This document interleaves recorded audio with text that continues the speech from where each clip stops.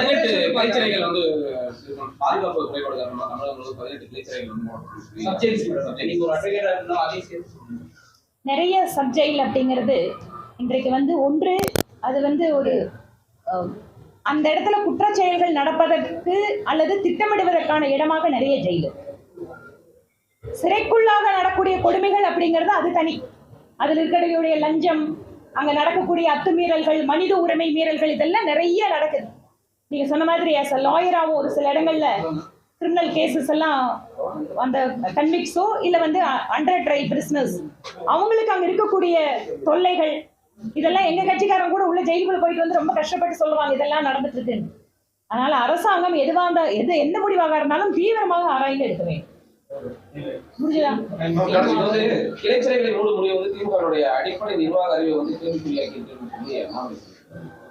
அதனாலதான் சொல்றேன் எதுவா இருந்தாலும் ஆராய்ந்து அந்த முடிவு எடுக்கணும் அப்படின்னு.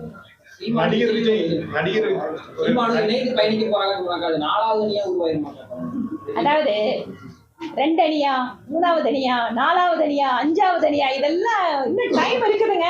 பேச்சு போகும்போது சீமானை வந்து அவங்களே கட்டி வச்சிருக்காரு. அவங்க 3 பேர் அடுத்த ஜெனரேஷன் லீடர்ஷிப் போகும்போது இவங்க எல்லாம் ஒண்ணா பயணிக்க வாய்ப்பு இருக்கு. அதாவது எங்களை பொறுத்த வரைக்கும் எங்களோட சேர்ந்து அரவணைத்து ஒரு நாட்டுக்கு, தமிழ்நாட்டுக்கு வந்து ஒரு புதிய ஒரு அரசியலை வந்து செய்வதற்கு எங்களோடு யார் வந்தாலும் நாங்கள் சந்தோஷப்படுவோம். இதில் கட்டி அணைப்பதன் மூலமாக ஒரு புதிய உறவு வருதா, புதிய நட்பு வருதான்னா அது வந்து அவங்க 2 பேரும் வந்து சொல்ல வேண்டிய விஷயம். அதை தாண்டி கூட எதிர்கட்சியில் இருந்து கூட நட்பு இருக்கலாம்.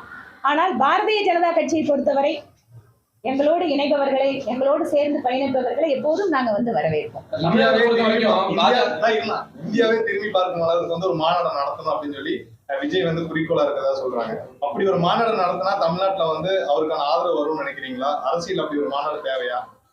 அரசியல் கட்சின்னு சொன்னா மாநாடு நடத்துறது ரொம்ப இயல்பான விஷயம் தானே. இதுல என்ன இருக்குது? ஒரு கட்சி ஆரம்பிக்குது, ஒரு மாநாடு ஆரம்பிச்சு நடத்துக்கு அப்புறம் பார்ப்போம். இதுக்குள்ளேயே இத்தனை இந்த சினிமாக்காரங்க வந்தாலே நிறைய கற்பனை கேள்விகளை கொண்டு வந்துடுறீங்க. இதே போல அந்த டோல்கேட்ல ஃபீஸ் வந்து 60 கிலோமீட்டர்ஸ்க்குள்ள இருந்தா வேண்டாங்கிற மாதிரி இருக்குது. கன்ஃபார்மா நானுமே அதனோட அபிஷியலான அந்த விஷயத்தை தெரிஞ்சுட்டு சொல்றேன். எனக்கு இன்னும் அது தெரியல. ஆமா, நானுமே அதை பார்த்தேன், மீடியா சோஷியல் மீடியால பார்த்தேன். நான் அதை வெரிஃபை பண்ணிட்டு உங்களுக்கு சொல்றேன். எனக்கு இந்த நேரத்துக்கு அது இந்நேரத்துக்கு எனக்கு அது தெரியல.